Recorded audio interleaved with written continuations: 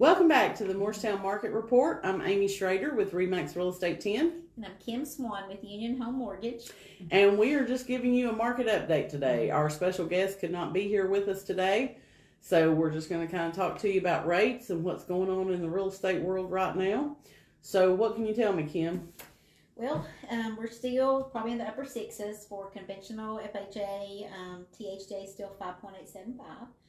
We did get some good news. The USDA loan, which is also called Rural Development, it's a no down payment option, and they have household income limits. In other words, meaning everyone living in the home that has income can't make over a certain amount. And it was $91,900, and now it's $110,000 a year, and that's for 1 to 4 people.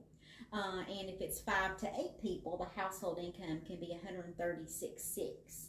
Now, compared to THDA, some of the differences between the two, THDA is now based on borrower's income. So if a husband and wife both work, but say this husband qualifies for the payment, then we don't have to count the wife's income. So with THDA in Hamlin County, it's 1 to 2 people, it's $78,000 a year, and if it's 3 plus people, it's $91,000. So the USDA, has jumped up, quite a bit. I actually pre-qualified a couple Monday that last year they made too much at the $91,000, but now they qualify because they don't make the $110,000. So some pluses there for the income limits for the no down payment options. So. Well, yeah, because that's really huge. Because if we look at the fact that how much housing has went up, that people making, but in those income limits for some of those, like they couldn't afford to buy a house. Right.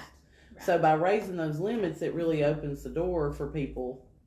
Right. If they don't have a lot of money saved up for a down payment now. Right. I'm pretty certain those THDA limits are, I don't think they've increased those this year. So maybe we may see them increase some of theirs as well. So. Yeah, but at least they've changed to where they're only looking at the borrower's income. Correct. And instead of the whole household. Yeah, which really, it's kind of not fair for that. Now, Jefferson County and other counties, for THDA, those amounts are higher. So, I think it's a thing that I'd asked that question one time, why is Hamlin County lower? And I think it's to do with, they look at the, home ownership percentage, and I guess Hamlin County being probably a smaller county has more home ownership, so they've made their income less. But Jefferson, Granger, Cott County, all those areas, the income's higher. So if you go to those counties, you can make more and potentially still qualify. Okay. So. Now, the counties around here that are USDA eligible. If you go to Granger, Jefferson, Greene County, Cott County, all those, everywhere in those counties, it's eligible for USDA financing. In Hamlin County, and I always tell people, there's a link you can go in and check an address. We can get that to people or ask you or either one. We can do that for them as well. But in Hamlin County, it's kind of a city limit area, and I always say it's kind of like going down West AJ or Morris Boulevard, homes that are just right near those main thoroughfares, or it's not going to be eligible. But if you can go over, Whitesburg, Russellville, yes, out in the county area, even in Talbot, if you can get, like I said, not right off the main road, but you can go out a little bit further. There's areas that are eligible there too, and both of these as well will do manufactured homes. They'll both do double wides on a permanent foundation. THDA will go back to I think it's 1976. USDA is like 2006. They're a little bit more strict on the age of the home, so okay. can do those as well through those programs. So all right, and what's the rates on USDA running right USDA right now is about 6.67. Again, THDA is 5.875. With the 0.5% discount. If you're like an EMT worker, things like that. So still a lot, great programs there as well. So. Okay, good deal. All right, so I ran the numbers from July 1st until now to kind of give you a snapshot of what's going on in Hamlin County for the month. We've had 46 new listings in Hamlin County already this month, so that's pretty good. 18 of those are already under contract. A total of 21 homes that are pending or under contract right now. And we've already had 29 homes that have closed and sold in Hamlin County for the month of July. So the average sales price on those homes was roughly $325,000. Average time on the market was 33 days and 99.6% list to sell price ratio. The median home price was closer to 300 with 5 days on the market, and again 99.6% list to sell price ratio. So not a huge difference between the average and the median, but about $25,000. And so right now in Hamlin County we have 105 active homes on the market, and that includes single family residences, condos, manufactured homes. We have 103 homes that are under contract. So anytime you're active and your pendings are really close in number, that means you have a seller's market. So seller's market means it's going to be very competitive. And we've talked about this so many times. If you put your home on the market and you price it right and you've got it ready to sell, it's going to sell fairly quickly. So average time on the market, the median time on the market was 5 days, meaning most of the homes are going under contract within 5 days of hitting the market. So I don't know about other people. I don't know how your mortgage applications have been this week, but like my phone has just blowed up this week with people wanting to sell their home, which is encouraging because we do need more inventory. But yesterday, honestly, within a 2-hour time period, I had 5 different people that reached out to me about selling their house.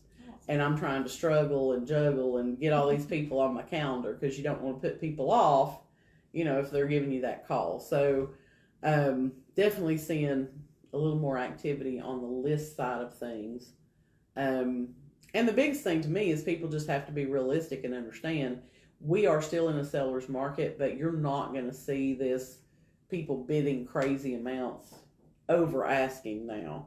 You've got to price your home right and have it ready to sell, basically is what it boils down to. Can you think from years past having that much activity towards the end of July?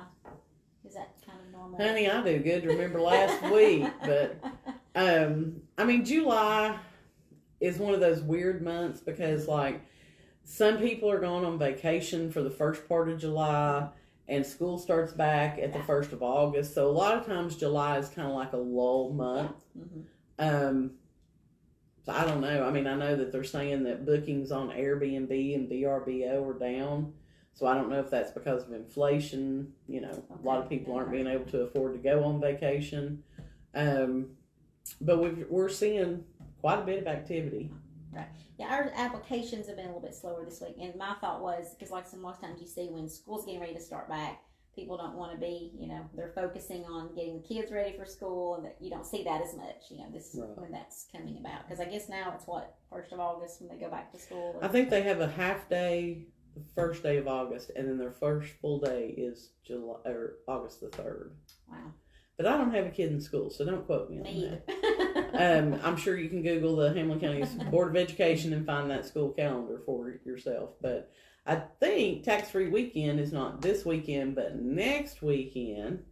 So that's the time to go buy all your school supplies, computers, things like that, clothing. And then aren't they doing something with food? Like a month or something? I think it's like 3 months, isn't it? August, September, and October. Okay. I think it was at least a month or longer. Yeah, but they're waiving the sales tax on groceries. I stocked up last year on canned food for that. So.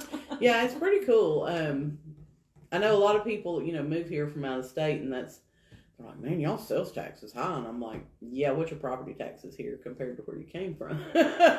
So, you have to make up the taxes somewhere. Sure. So we pay more in sales tax. I know people in Claiborne County, they're driving across to Middlesboro to go to the grocery store and save that money. But I guess I just don't ever pay that much attention to it because I grew up here. You don't think about it. You just know it's your 10% tax when you go to check out. So anyway. But yeah, so not this weekend, but next weekend. Okay. Tax-free weekend for the school supplies, clothes, and computers. Gotcha. So, you gonna buy you a new laptop? Nope. No, got an iPad, use that instead, so. Oh, okay. I've been thinking about a new laptop. But anyway. I think there is a limit too, and they're on the purchase price of those. I think there Well, there I has have been no in years idea. past. If it's over a certain price, I'm not sure. Like I You can do said, that. I don't have a kid in school, so it's not really been that big of a deal to me the past few years. But we probably will buy Miss Venus some new clothes. Yeah, good time to do that. Good time to do that for sure. So, all right. So normally we do highlight a local business on here. If you own a local business in the Lakeway area and you would like to be featured on our show, we would love to have you. You can send me a DM or leave a comment below, and we'll reach out and get you booked on our schedule. Stay tuned next week, and we will be back with your mortgage market update.